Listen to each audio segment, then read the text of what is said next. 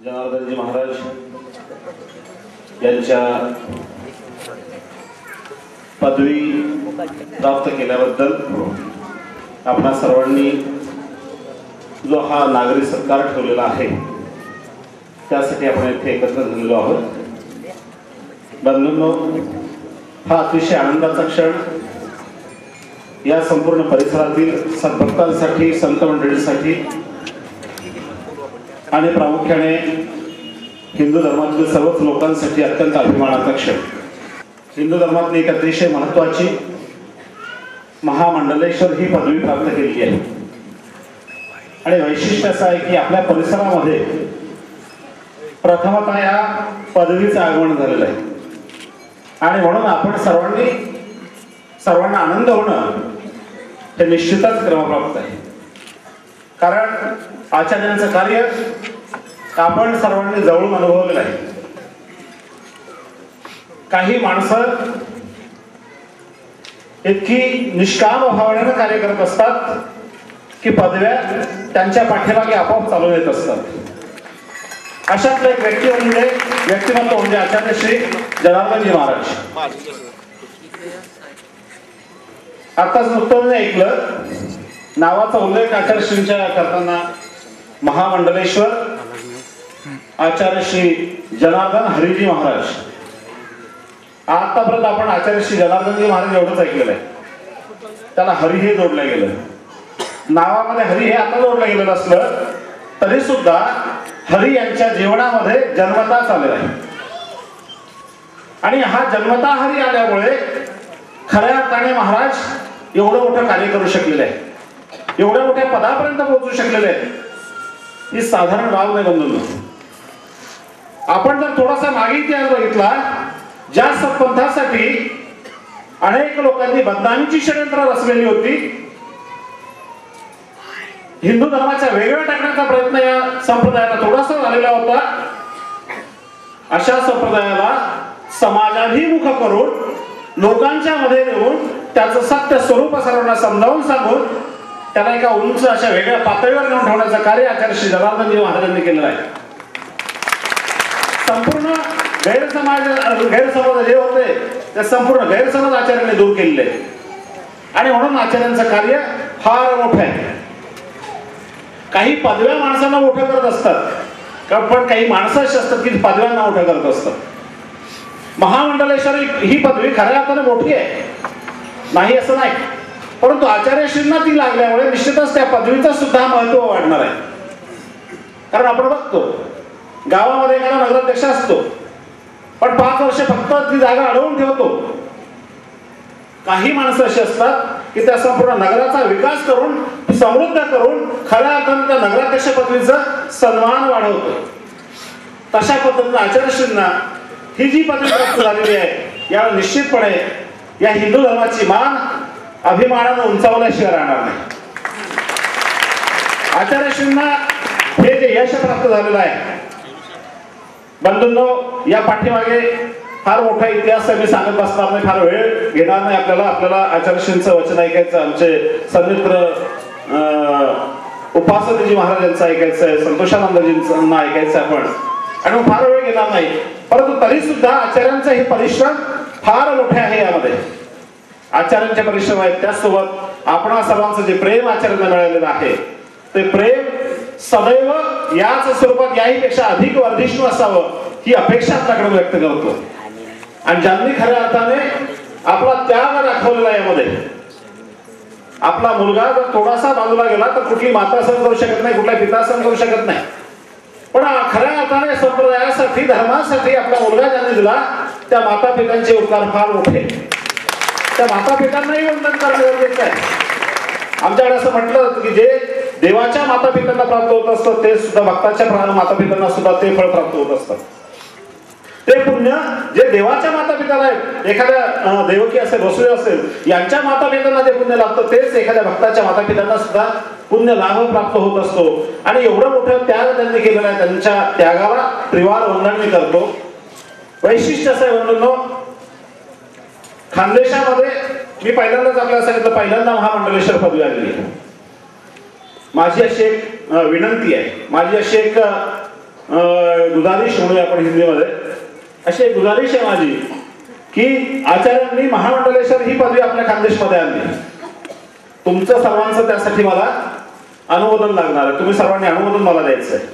त्या आचार्यश्री आपण फार मोठी पदवी प्राप्त केलेली आहे, परंतु या खानदेशाला आणखीन गौरवान्वित करणारी की याही पेक्षा मोठी जी पदवी आहे जगद्गुरु ही लवकरात लवकर आपण प्राप्त करावी. सर्वांना अनुमोदन आहे की नाही? सर्वांची इच्छा आहे की नाही? एका जय जयकार करा, जय जयकार करा, जय जयकार आचार्यांचं. आहे अनुमोदन आपलं निश्चितपणे. आणि आपला सर्वांची इच्छा, आम्हाला ते मोठ्या बंधूच्या ठिकाणी म्हणतात सर्वांना, असं काही नाही, काकाजी आहेत, सर्वांची इच्छा आहे आणि आपण निश्चितपणे हे यश प्राप्त करावं अशी आपणास विनंती करतो. त्या जगज्ञान त्या परमेश्वराला प्रार्थना करतो की आपण यांना निश्चितपणे ते यश प्राप्त करून द्यावं आणि आपणा सर्वांच्या प्रेमापोटी निश्चितपणे हे यश प्राप्त होईल असा विश्वास या प्रसंगी व्यक्त करतो आणि मी आपले विचार थांबवतो. सत्पंथ रत्न परमपूज्य महामंडलेश्वर जनार्दनजी महाराज, व्यासपीठावर उपस्थित आदरणीय परम स्नेह परम श्रद्धेय संतोषा नंदजी महाराज, परमपूज्य सुरेश मानेकरजी महाराज, आदरणीय परमपूज्य परम स्नेही योगेश्वर उपासनेजी महाराज, परम पवित्र पर्वकाळ संक्रांतीचा आणि या परम पवित्र मोठ्या पर्वकाळावर संपन्न होत आहे महाकुंभमेळा. आणि या महाकुंभामध्ये आपले सर्वांचे श्रद्धास्थान आदरणीय आचार्य जनार्दनजी महाराज यांना महामंडलेश्वर पदवीनं त्या ठिकाणी सन्मानित करण्यात आले. आपल्या सर्वांच्या दृष्टीनं हा अत्यंत भाग्याचा आणि आपल्या सर्वांच्या सन्मानाचा हा योग आहे असं मी समजतो. त्या ठिकाणी कुंभमेळ्याची थोडी पार्श्वभूमी मला वाटतं सांगितली जाईल. आपल्याला सर्वांना कल्पना आहे की जेव्हा देव आणि दानवांचं या ठिकाणी समुद्र मंथन झालं आणि त्या समुद्र मंथनातून त्या ठिकाणी अमृत कुंभ त्या ठिकाणी निर्माण झाला आणि तो देवांनी घ्यावा का दानवांनी घ्यावा यासाठी संघर्ष झाला. आणि त्या संघर्षामध्ये जेव्हा अमृत कुंभ या ठिकाणी निघाला, त्यातून त्या अमृत कुंभातून जो काही वर्षाव भूतलावर झाला तो 4 ठिकाणी झाला. त्यामध्ये एक श्री क्षेत्र हरिद्वार, दुसरं श्री क्षेत्र प्रयागराज इलाहाबाद, त्यानंतर पंचवटी नाशिक आणि श्री क्षेत्र उज्जैन, अशा या 4 ठिकाणी या महाकुंभ अमृताचा त्या ठिकाणी वर्षाव झाला. आणि त्याच स्थळी दर 12 वर्षांनी महाकुंभाचं आयोजन होत असतं. परंपरागत अति प्राचीन अशी ही परंपरा आहे. आणि या परंपरेच्या निमित्तानं या ठिकाणी संबंध भूतलावर असणारे असंख्य संप्रदाय, असंख्य निरनिराळ्या परंपरा, निरनिराळे आखाडे आणि या संबंधित असणारे सारे संत महात्मे या कुंभमेळ्याच्या निमित्ताने एकत्रित होत असतात या 4ही ठिकाणी. या 4ही ठिकाणांमध्ये सर्वात मोठा कुंभमेळा इलाहाबाद. ज्या इलाहाबादला माँ सरस्वती, यमुना मैया आणि गंगा मैया या 3 नद्यांचा संगम आहे. आणि या त्रिवेणी संगमामुळे इलाहाबादला सगळ्या भूतलावर असणारे जे तीर्थ आहेत या तीर्थांचा राजा म्हणून म्हटलेला आहे. असं हे प्रयागराज तीर्थ आणि या 4ही ठिकाणांपेक्षा या प्रयागराज तीर्थाला भरणारा हा कुंभमेळा सर्वात मोठा असतो. मी हे यासाठी सांगतोय की हा भरणारा कुंभमेळा हा महाकुंभ आहे. आणि या महाकुंभामध्ये संक्रांतीचा पर्वकाळ हा सर्वात मोठा असा हा पर्वकाळ आहे. आणि अशा या महाकुंभमेळ्यामध्ये महापर्वकाळामध्ये आणि जे महान संत आहेत अनंत विभूषित जगद्गुरु या ठिकाणी परमपूज्य परम श्रद्धेय गुरुदेवजी हंसदेवाचार्यजी, त्यानंतर परमपूज्य परम श्रद्धेय निर्मल आखाड्याचे प्रमुख 7वे गादीपती संत ज्ञानसिंहजी, त्यानंतर सत्पंथाचार्य श्रीमद जगद्गुरु आदरणीय परम श्रद्धेय नानकदासजी महाराज आणि अशा अनंत संत महात्म्यांच्या उपस्थितीमध्ये आपले सर्वांचे श्रद्धास्थान आदरणीय आचार्य जनार्दन महाराज या ठिकाणी महामंडलेश्वर पदवीदान समारंभ त्या ठिकाणी विधिवत होऊन सन्मानित करण्यात आला. त्या या अत्यंत रोमांचकारी आणि मनाला आणि हृदयाला या ठिकाणी प्रभावित करणारा असा जो कार्यक्रम त्या ठिकाणी संपन्न झाला, त्या कार्यक्रमाला आम्हाला उपस्थित राहता आलं हे आम्ही आमचं भाग्य समजतो. सज्जनो, वेळ कमी आहे. कुंभमेळ्याबद्दल आणि आचार्यजीच्या बद्दल बोलण्यासारखं खूप आहे, परंतु या कुंभमेळ्यामध्ये अनंत साधू संतांच्या कोट्यावधी साधू संतांच्या उपस्थितीमध्ये या ठिकाणी कुंभमेळा संपन्न होतोय. आणि त्या कुंभमेळ्यामध्ये या ठिकाणी आचार्य जनार्दनजी महाराज यांना महामंडलेश्वर पदवीनं त्या ठिकाणी सन्मानित होत आहेत. महामंडलेश्वर ही नुसती पदवी नाही आहे, तर ही एक महान आशीर्वादाची, साऱ्या भूतलावरील संत महात्म्यांच्या आशीर्वादाची या ठिकाणी भली मोठी शिदोरी महाराजांना दिली आहे. आणि सज्जनो, सांगायला आनंद होतो की ही शिदोरी, हा ठेवा महाराजांनी आपल्यासाठी या फैजपूर पर्यंत आणला. कारण या संपूर्ण खानदेशमध्ये नव्हे तर महाराष्ट्रामध्ये अगदी दुर्मिळ असे महामंडलेश्वर आहे.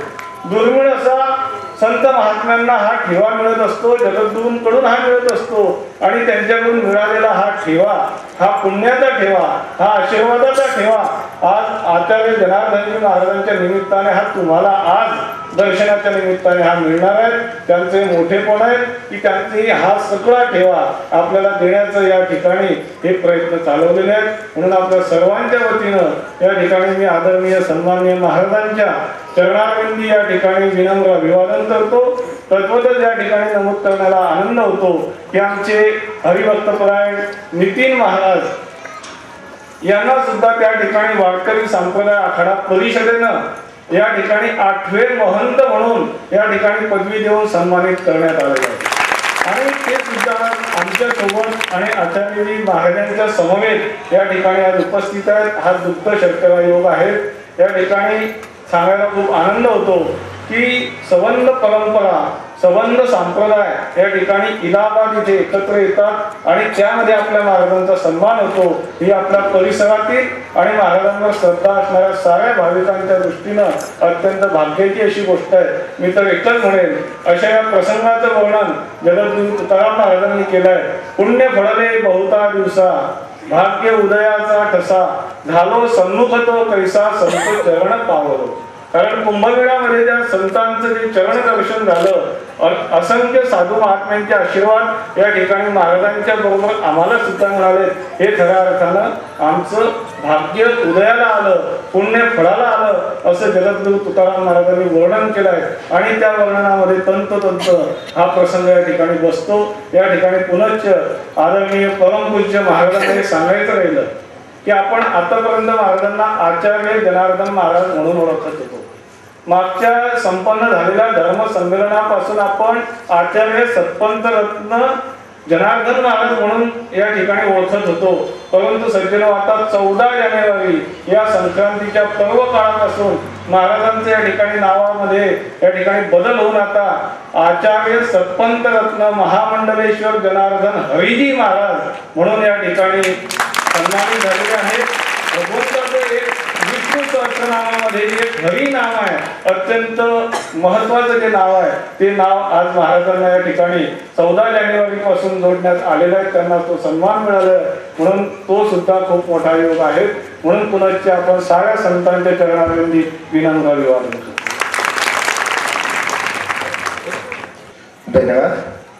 यानंतर परमपूज्य संतोषानंदजी महाराज वृंदावन हे आपले आशीर्वचन आम्हा सर्वांना देतील अशी मी त्यांना विनंती. हम सबके हृदयस्थ संत महामंडलेश्वर आचार्य सत्पंथ रत्न जनार्दन हरिजी महाराज एवं व्यास मंच पर विराजमान पूज्य शास्त्री जी महाराज एवं राष्ट्रीय कीर्तनकार योगेश्वर जी उपासनी महाराज, मीरा दीदी और आप सब उपस्थित भगवत भक्त चरण अनुरागियों, आप सबको बताते हुए एक हर्ष होता है, बड़ी खुशी की बात और बड़ी आनंद की बात है। आप पूज्य महाराज जी का यहाँ स्वागत सत्कार सम्मान कर रहे हो, लेकिन मैं तो ये कहूँगा कि पूज्य आचार्य जी महाराज और इन्होंने आज महाराष्ट्र में महामंडलेश्वर पद को लाकर आप सबको धन्यता दी है और आप सबका नाम पूरे विश्व में, पूरे भारत में जिन्होंने ये फैजपुर सतपंथ संप्रदाय का नाम पूरे कुंभ में प्रज्वलित किया है। लेकिन पूज्य महाराज जी को मैं एक बात बता दूंगा, महाराज मुझे याद है, वो तारीख भी मुझे याद है कि जिस दिन आपका सभी संत महात्मा जगत गुरु आचार्य एवं महामंडलेश्वर जी के सानिध्य में आपका पट्टाभिषेक हुआ है। वो तारीख है, सब ध्यान में रखना। वो तारीख का अर्थ भी बहुत गहरा है। उस दिन तारीख थी 13/1/13। जिस दिन पट्टाभिषेक हुआ था महाराज जी, वो तारीख थी 13/1/13। इसलिए महाराज 2013 हमारा नहीं है, हमारे महाराज श्री का क्या है 2013। आप समझ गए होंगे सर। वो दिन याद रखना 13/1/13। तेरा तुझको अर्पण क्या लगे मेरा। तो जिसका अधिकार था महामंडलेश्वर पद प्राप्त करना, वो ठाकुर जी ने उनको प्रदान किया है और सभी जगत गुरु ने उनको समर्पित किया है। मेरा परम सौभाग्य है कि आचार्य जी के साथ मैं उस दिन था और वहां देखा कि सभी संप्रदाय के जगत गुरु महामंडलेश्वर एवं श्री महंत उपमहंत वहां उपस्थित थे और विद्वान घनपाठी ब्राह्मण द्वारा वह मंत्र उच्चार कर महाराज जी के ऊपर महामंडलेश्वर आचार्य जनार्दन हरि जी अन्यत्र एवं और जगह जो हम लोग महाराज जी को देखते थे वो एक अलग झांकी थी, लेकिन उस दिन से जब हम उनको देख रहे हैं, ना उनकी आंख को आंख मिला पा रहे हैं, ना उनकी पूरी झांकी का दर्शन कर पा रहे, उनमें अलग तेज झलकता नजर आ रहा है। और सबसे बड़ा आनंद तो आया 1,10,00,000 जन समुदाय के बीच में पूज्य महाराज श्री के बड़ी संत महात्माओं के सानिध्य में रथ यात्रा जब गंगा जी का शाही स्नान के लिए जब महाराज निकल रहे थे, तो मानो ऐसा लग रहा था कि ये स्वर्ग का इंद्र भी हमारे महाराज जी के पीछे फेंका है।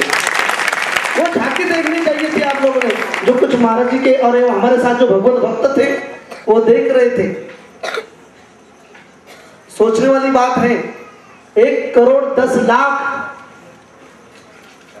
अरे हमको तो हमारे गली में वाले भी मानते नहीं है, घर वाले भी मानते नहीं है। तो पूज्य महाराज ने अपने फेसबुक का नाम कहां तक रोशन किया? पूरे महाकुंभ में, इलाहाबाद में, और गंगा जी का पवित्र स्नान हुआ तो बड़ा आनंद आया। तो मेरा तो परम सौभाग्य समझता हूँ कि जिस दिन महाराज जी का पट्टाभिषेक हुआ और शाही स्नान हुआ, उस दिन मैं, हमारे परमश्री योगेश्वर जी महाराज, उपासनी, हम सब लोग साथ थे। तो महाराज जी को पुनः महामंडलेश्वर पद को आप जो विराजमान हुए, उसके लिए हमारी ढेर सारी शुभकामना है। लेकिन एक विनंती है भी महाराज, अभी तो नापिए मुट्ठी भर जमीन, अभी पूरा आसमान बाकी है। अभी तो कुछ नहीं हुआ, हमारा समाधान भी नहीं हुआ। जैसे आचार्य जी ने कहा, दुनिया के जितने भी सारे पद हैं वो आपके सिर पर हम लोग देखना चाहते हैं, यही हमारी शुभकामना है। महाराज जी को पुनः सभी कार्यकर्ताओं को सभी को धन्यवाद। जय गुरुदेव। परम पूज्य राष्ट्रीय कीर्तनकार योगेश्वरजी उपासनी महाराज आपल्याशी सुसंवाद साधतील व आपल्याला आशीर्वाद देतील अशी मी त्यांना विनंती करतो। कारण मला जे बोलायचं होतं ते आमचे ज्येष्ठ बंधू आदरणीय मानेकर बाबांनी फार दणक्यात सांगितलेलं आहे।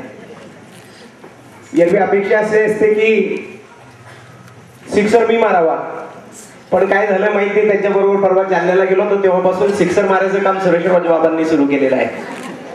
आमचे परममित्र वृंदावन निवासी संतोषानंद जी, बहुत मीठी जबान है इनकी, इतना मीठा बोलते हैं कि डायबिटीज वाला भी इनको चाहता है। पण मोठा अवर्णनीय क्षण होता मायबापू। आता त्यांनी सांगितलं, ज्या दिवशी आम्ही कुंभमेळ्यामध्ये होतो त्या दिवशी एकूण त्या प्रयाग क्षेत्रामध्ये 1,10,00,000 लोक आहेत असा प्रशासनाचा आकडा होता। कदाचित याच्यापेक्षा जास्त माणसं त्या दिवशी तिथे उपस्थित होते। आणि आपण आता एक शोभायात्रा काढली, आपल्याला असं वाटतं आपण फार धन्य झालो आहोत, फार मोठी शोभायात्रा आपण काढलेली आहे। आणि खऱ्या अर्थाने मोठी होतीच ती, आपण आपल्या पद्धतीनेच काम करत असतो। चिमणीचा पंख तिच्या हिशोबाने आकाशा एवढाच असतो। पण तुम्हाला आश्चर्य वाटेल, एरवी आम्हासारख्या संतांना शोभायात्रेमध्ये बसायला फार आवडतं आणि काहीचा तर असं माझ्यावरती प्रेमळ आरोप आहे किंवा हे सगळं करायला मिळतं म्हणून मी जनार्दन महाराजांबरोबर असतो, हरकत नाही, त्याच्यासाठी सुद्धा पुण्यफल प्राप्त करावं लागतं।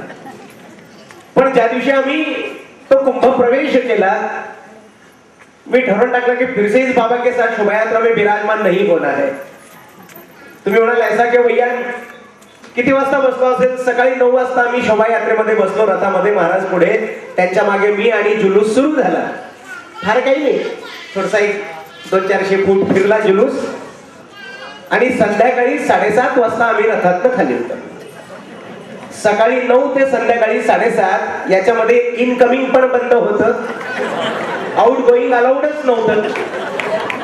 संत होणं किती कठीण असतं. चढे खावे लोखंडाचे तरी संतपदी नाचे, अशी अवस्था आहे. 10 तास चाललेला जुलूस. आपण सगळं ते व्हिडिओ शूटिंग आमच्या राजू भैयांनी केलंय, आपण बघा. काय आनंद होता बघा. परस्पर देवो भाऊ म्हणतात ना आमच्या वारकरी संप्रदायामध्ये.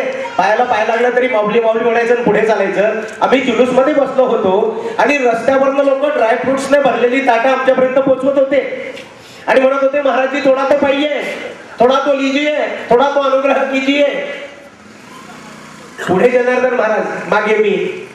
ते यायचं काम म्हणजे नुसतं असं करायचं सोडी द्यायचं. म्हणलं बाप्पा तुमच्या मागे मी बसलाय ना, मला मी तर पहा. ऐकी नाही. मग पुढे पुढे सुरू केलं की एका ताटातला एक काजू खायचा. यांनी एक काजू खाल्ला की मग बाजूच्या पिस्त्याला कोण न्याय देईल? है ना, ऐसे भी हमको कोण पुछतात, तो खा गे पिस्ता. आणि तुम्हाला आश्चर्य वाटेल, 10 तास त्या रथात बसलो होतो. अन्न आम्ही ग्रहण केलेलं नव्हतं, पण समोर येणारा केवळ ड्रायफ्रुट्स.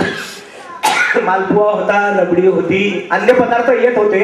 लोक उत्साहानं ते सगळं रथापर्यंत पाठवत होते. आणि आश्चर्य असं की जलस्यामध्ये असलेल्या, मिरवणुकीत असलेल्या बँडवाल्यापासून तर आमच्या मागे विविध संतांचा जय जयकार करणाऱ्या सामान्य नागरिकापर्यंत शेठजी सगळ्यांचं पोट भरेल एवढं गावराणी तुपातलं खाणं लोक पाया पडपडून आम्हाला देत होते. हे सगळं कशाच्या जोरावर हो? तर संतांच्या सहवासाच्या जोरावरती. आमच्या सारख्या गारगोट्यांना सुद्धा तिथे हिऱ्याचं मूल्य प्राप्त होत होतं. हा संतत्वाचा महिमा आहे जो गारगोटीला हिरा करतो. आता काही जन्मांधच असे असतात, त्यांना हिराच गारगोटी वाटू लागले तर त्याला कोण सांगणार? घुबडाला कधी सूर्य उगवलेला आवडतच नाही, तर दोष सूर्याचा नसतो, तो घुबडाचा. आणि आता अनेकांनी फार सुंदर चिंतन मांडलेलं आहे. महाराजांचं कार्य कर्तृत्व आपल्याला माहित आहे. मी आपल्याला एक गोष्ट ठासून पण नम्रपणाने सांगू इच्छितो. आजकाल आखाड्यांच्या मध्ये महंत, संत, श्रीमहंत वगैरे पदव्या विकल्या जातात. अगोदर